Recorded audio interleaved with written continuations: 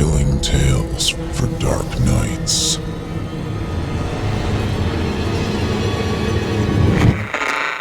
Want to make sure you never miss a Chilling Tales for Dark Nights video again? Be sure to subscribe and hit that bell to turn on notifications.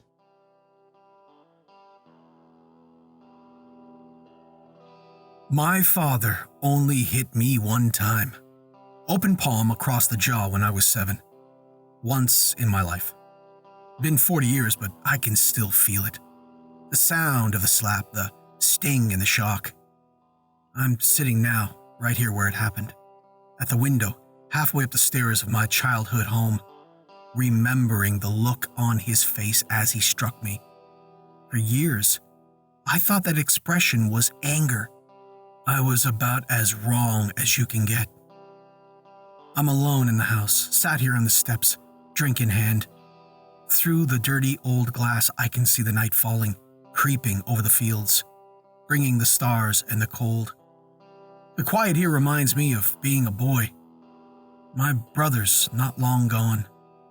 He had a lot to say tonight, which ain't like him. Left me with a lot to think about. Unexpected truth can do that. So, here I am, looking through my memories with fresh eyes. Every family got a strange habit or two they think is normal.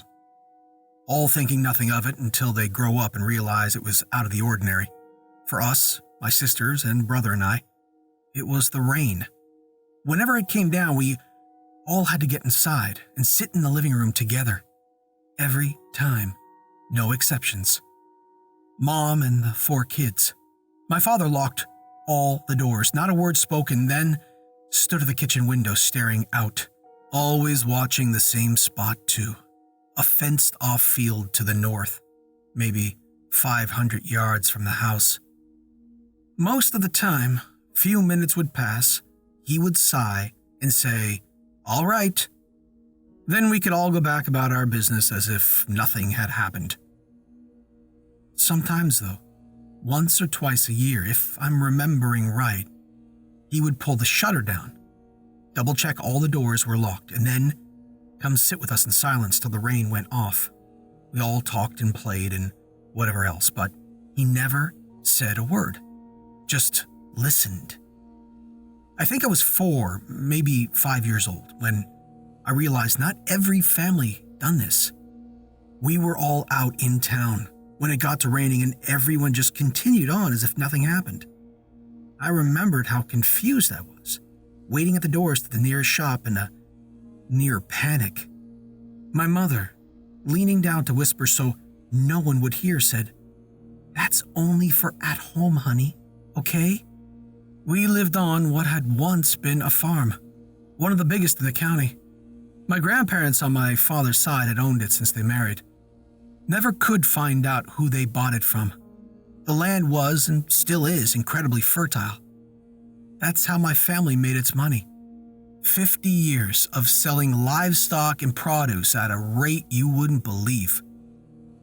My father left home when he was 16, just like his 3 brothers. He had college paid for and plenty of money to get him started in life. But as he told me many times, a head start don't guarantee a win. He met my mother, fell in love, dropped out of school, and whittled away his savings trying to find what he wanted to do with his life. When the time came and my grandparents passed, my mother and father were broke and out of work. They had been left the land in the will. In truth, it wasn't much of a farm anymore. My grandparents had tired of the work when they didn't need the money and let the land go wild. I knew my father hadn't wanted to move back. He muttered it under his breath enough times. He had always seemed crazy to me, but in the end, they didn't have no choice. It was in the will that the house and land wasn't to be sold, not under any circumstance. So my parents moved in. They had been desperate for children for years, especially my mother, without any luck. Then, within a month of moving to the farm, she fell pregnant with my brother John. And that was that. They took to looking after the land, making a living off selling the fruit and vegetables that they were still growing there. Then a new child every year. I was the last. John, Susie, Sylvia, and me Austin. It was late November, a few days before my 8th birthday, when it happened. Storm had come in overnight from the east, clouds so thick the sky was still black as night for sunrise. That rain coming down was so loud, you could hardly hear yourself speak. Wind felt like it was moving the house. My father had pulled down the shutters and come in to sit with us all, looking as tired as I had ever seen him. I remember it was awfully warm in the house. I was sat in my mother's lap and we had both dozed off. My brother was drawing with that colored pencil set he loved. The girls playing some board game I've forgotten the name of. I woke because I needed to go to the toilet. I slipped down off my mother's knee and I saw my father had also fallen asleep. First and only time it happened. I didn't want to wake him. I knew it was wrong and I should leave the room on my own, but I don't know. Why do little children do the things they do? I crept out. No one even raised their heads. I felt it when I reached the stairs. I've tried to describe it before, but I can't find the words. Something cold and heavy, pulling at me from out in the rain. It seemed to flood in through the window, an invisible wave, reaching, searching, calling, just a feeling. I walked to the window. In the memory, the world seems very far away, like I was walking in a dream. I looked out through the glass, through the sheets of rain across the darkened fields. There was something out there, in the shadows of the clouds. It saw me. Then my father hit me. I didn't wake for almost a day. My mom was holding my hand. Clear from her face, she'd been crying. It wasn't like waking from a regular sleep. I remember that. Everything seemed darker somehow. Things held in my hand still felt far away. Voices came to me as if through water. Hard to explain it. My father apologized, sat down with just the two of us and said he was sorry about hitting me, but he had no choice, and I was never to do that again. I had to understand, to swear to him, when it rained in those fields, I wasn't to leave the living room. I promised. For weeks after, I would wake in the night, shaking and screaming. When my sisters asked me what I dreamt about, I could never tell them. In all honesty, I didn't know. All that was left was that call, that pulling inside, and the feeling of being watched. My brother took a turn to sit with me one night, until I could get back to sleep. I remember him asking me, "Why did you do it, Austin?" "I had to pee, John." "No, not that. The window. Why were you opening the window?" The next year was when we lost my mother. My sisters and I were away north, spending the week with our Aunt Amelia and her kids. My brother had stayed with our parents to work on the farm. Neither him or my father would ever talk about what happened. Not clearly, anyhow. There had been a terrible storm lasting from dawn until dusk.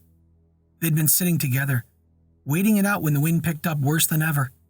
The old oak next to the house came down, caught the house on the way, tearing the wall and putting it in the living room window.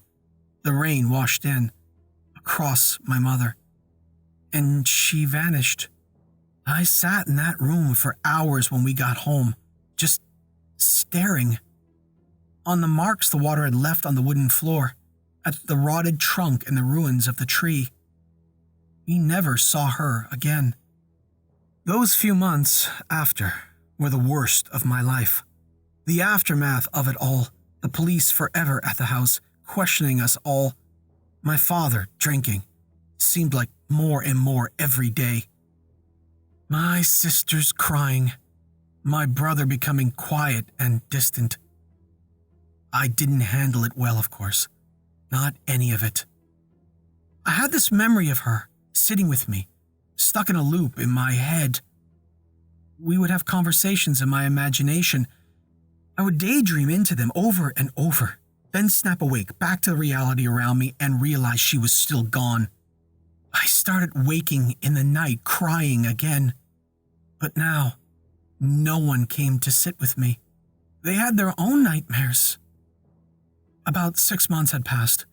I was working on the fences with my father, right at the edge of our property. It was a beautiful day, a little too hot if anything, barely a breeze. We had been out for hours when he stood up sharp and turned to the horizon. "Austin, in the car now!" It was the first words he had spoken all day. I recognized that look on his face, the tone of his voice. Weather was turning. To this day, I haven't seen anything like it. A freak event, once in a lifetime for a storm to move that fast. The wind first, cold and sudden. You hear the thunder, distant but closing, and the sky starts to darken. My father was driving too fast, especially over the dirt roads we had out there. I could hear him muttering under his breath as he drove. "They'll know not to leave the house, even if I'm not there. Your sisters and brother will know. They'll know." We hammered over boulders and across ditches, the old car shaking so much I nearly fell out of the seat. I remember seeing a drop of rain on the windscreen. "You got better sight than me, boy," he said, eyes still on the road. "The field to the north of the house. You know the one. What do you see?" I stared out where he asked. "Nothing. But what?" "Someone's opened the gate." "Christ!" He slammed on the brakes. I felt the car fishtail. Seatbelt cut into my neck and choked the breath out of me. My father had gone deathly white.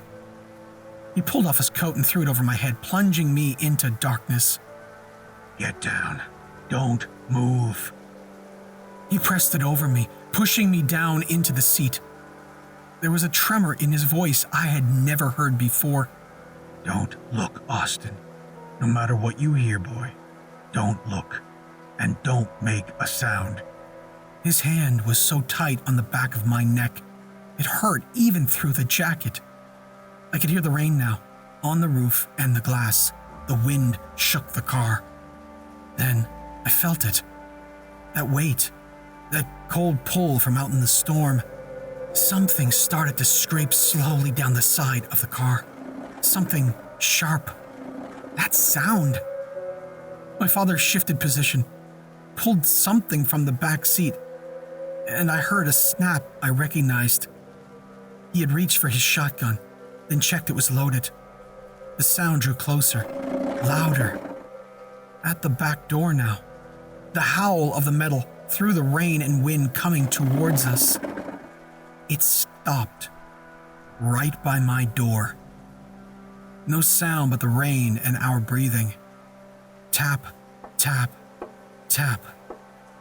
On the glass, just inches from me. I heard my father cock the shotgun.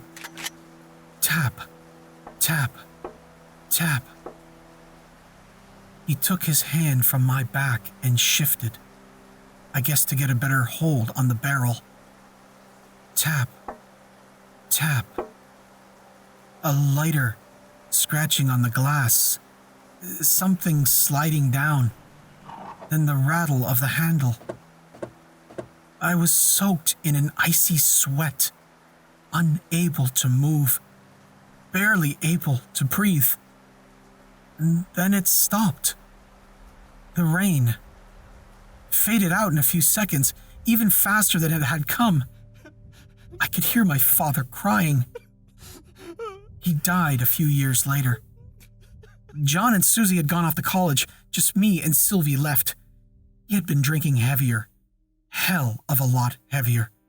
Took to reading my mother's diary, listening to old music. Couldn't talk to him about it. Christ almighty, we tried. It was raining heavy one morning. My sister and I were in the living room, and we both fell asleep to the sound. He just got up and walked out into it with his shotgun. The sound of it firing woke us. Heard him shout and fire again.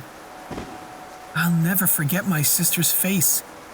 eyes so wide as we stared at each other across that room. The rain had stopped by the time we got to the door. There was nothing there but the weapon lying in the wet grass. He was gone. So, here I am, decades later. It feels strange to even say that, you know? How can it be so long? My brother called me here this morning, told me the story again from his side. The truth of it, or as much as he got from Dad. The family had always known about what came with the rain. They never gave it a name, never talked about the details of what they saw.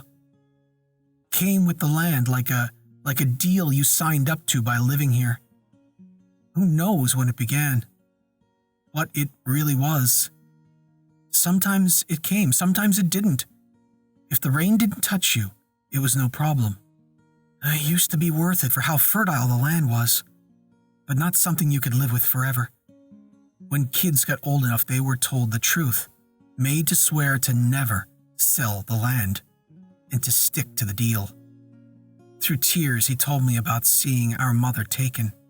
The window smashed. Rain washed in across her. She was gone, he said. It took her, Austin. John says he's leaving the country. Can't take the weight of this place anymore. I don't blame him. Can't say I don't understand. He left it all to me, to do with as I please. My sisters aren't interested. Don't even live in the country no more. Not how I expected today to end, I'll tell you that. Here I am, leaning against the cold glass, too much to drink and too much to think about. Ain't a good mix, I know. I'm remembering my mother, snatched away from us like a smoke in the wind. Remembering that open gate, blurred by rain, that tapping on the glass of the car window. Decades later, and I can still feel it, you know? Watching me. There's a storm coming.